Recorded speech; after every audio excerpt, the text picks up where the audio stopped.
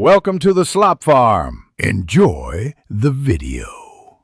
You start by enabling voice in the Vtol VR settings. This lets the game accept commands. First, choose the right microphone and test input so speech is clear. Then, pick whether you use push-to-talk or continuous listening. Push-to-talk reduces accidental triggers, while continuous is hands-free. Once done, set sensitivity around 0, 5 to 0, 8, and save.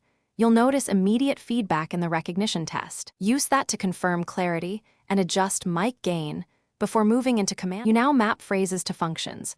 Open the voice mapping panel and assign short, distinct commands to the actions you use most. Use crisp phrases like gear down or target lock to reduce ambiguity.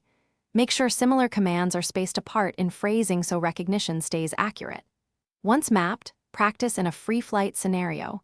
Speak naturally, at a steady pace, and vary distance slightly from the mic. If recognition fails, simplify the phrase or re-record until the hits are consistent.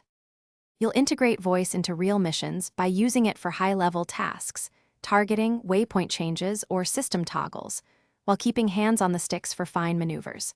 Speak briefly under pressure and look for the game's visual or audio confirmation. That confirms command execution. If something goes wrong, stop and troubleshoot.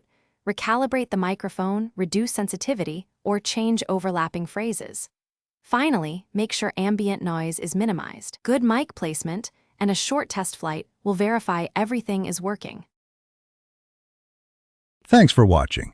Consider subscribing if we helped you today.